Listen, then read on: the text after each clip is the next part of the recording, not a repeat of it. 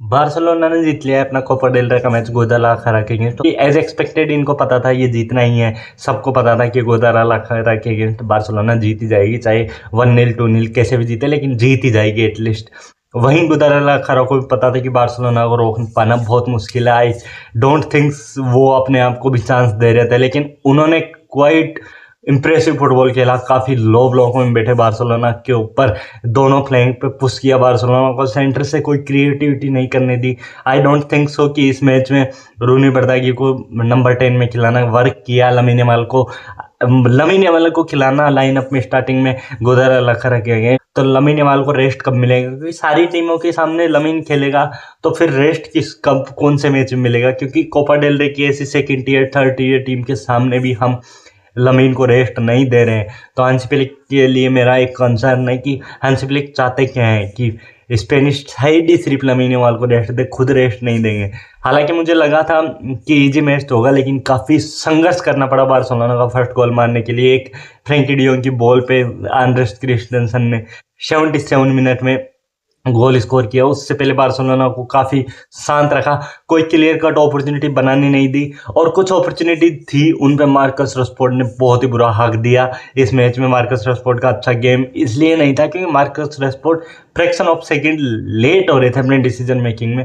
हालांकि एंटली उनको गोल मिला लास्ट में, बहुत ही प्यारी बॉल थी। लमीन की क्रिएटिविटी को लेके ही उनको हर मैच में खिलाया जाता है, लेकिन पूरे 90 मिनट खिलाना ऐसी टीम के अगेंस्ट जिनके अगेंस्ट हम शायद यंगस्टर स्टार्ट करते तो भी क्वाइट वेल कर सकते थे, या सेकंड हाफ में ले आते। कैसे भी करके लमीन को स्टार्ट नहीं मिलना चाहिए था इस मैच में। कंसर्निंग पॉइंट है ये बार्सिलोना के लिए कि लमीन हर मैच खेल रहा है, 90 मिनट खेल रहा है, उसे रेस्ट नहीं मिल रहा है, तो फिर उसकी बॉडी में फटीग तो होगा ही। वो 18 साल का बच्चा है भाई, उसको इतने मैचेज खिला दिए जितने अब पिछले 10 साल में कोई 22 साल तक कितने मैच खेले जाते थे, वो 2 साल में खेल चुका है इतने मैच।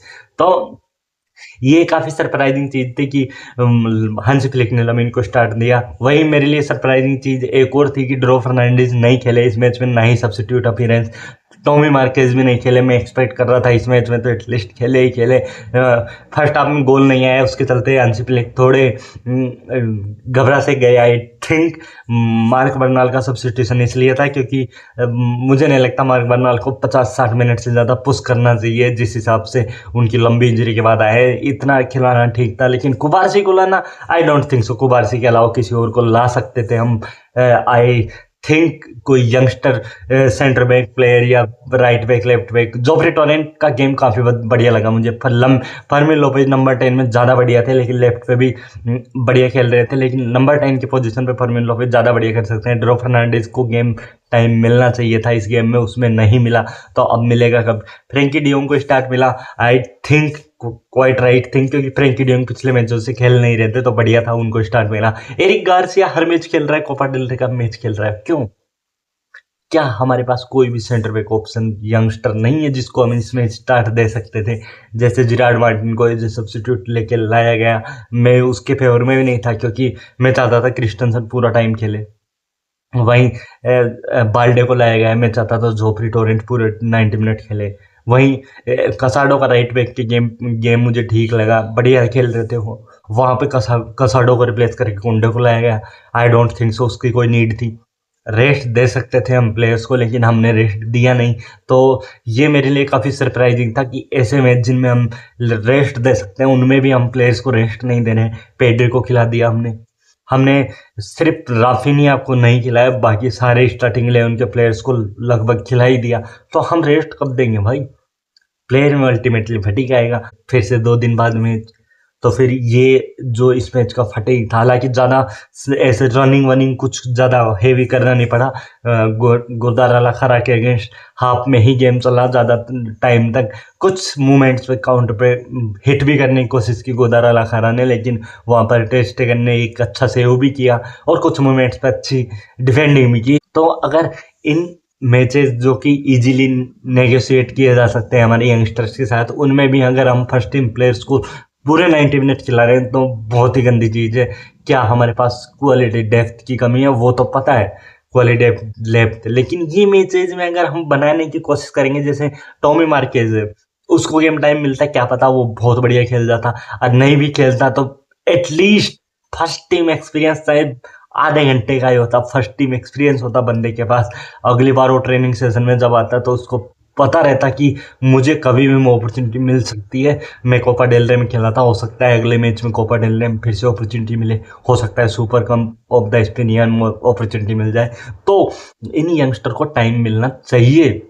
लमीन का 90 मिनट खेला, आई डोंट थिंक सो नेसेसरी था। सेकंड हाफ में आते 45 खेलते, मैं खुश था उस चीज़ से। रोनी बरदागी को राइट पे खिला लेते, नंबर 10 में ड्रॉ को स्टार्ट करना चाहिए था ये मैच स्टार्टिंग के टाइम में, या परवीन नंबर 10 में स्टार्ट करके ड्रॉ लेफ्ट में शिफ्ट हो जाते कैसे भी करके। लेकिन लाइनअप से बिल्कुल नाखुश हूँ मैं।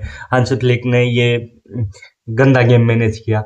जीते 2-0 से, बढ़िया गेम था, मैं खुश हूँ उसके लिए। कोपा डेल रे के नेक्स्ट राउंड में पहुंच चुके हैं, राउंड ऑफ 16 में अगला मैच है हमारा। किस टीम से है वो अभी पता नहीं है मुझे, लेकिन जो इस मैच में हुआ वो नहीं होना चाहिए था। आई डोंट थिंक सो उसकी नीड थी हमें, जो चाहिए डेप्थ वो इन मैचेस में गेम टाइम देकर ही मिलेगी। जैसे पीएसजी ने कितनी अच्छी डेप्थ बनाई है, वो कैसे बनाई है। लीग वन इतना बड़ा कंपटीशन नहीं है, I don't think so La Liga से बड़ा कंपटीशन है, लेकिन फिर भी वो यंगस्टर्स को अपॉर्चुनिटी देते हैं अपने कप कॉम्पिटिशन्स में।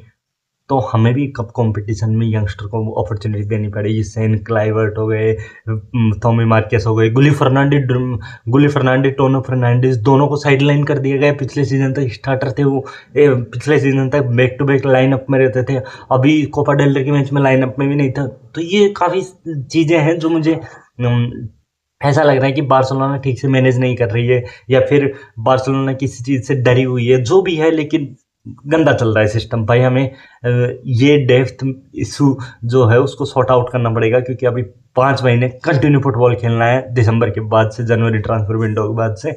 और अल्टीमेटली जिस हिसाब का हम फुटबॉल खेलते हैं फटीग आएगा अगर इन मैचेज में हम डेप्थ नहीं बढ़ाएंगे। तो कब बढ़ाएंगे, ताकि हमें प्लेयर्स को रेस्ट दिया जा सके।